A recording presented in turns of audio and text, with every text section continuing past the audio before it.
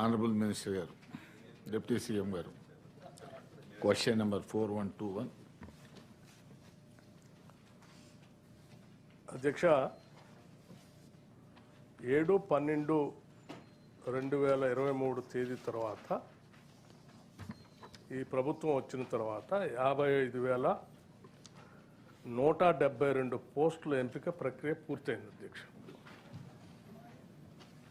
54,573 పోస్టుల నియామక ఉత్తర్వులను కూడా ఇప్పటికే జారీ చేసి వాళ్ళందరికీ నియామక పత్రాలు కూడా అందించడం జరిగింది అధ్యక్ష.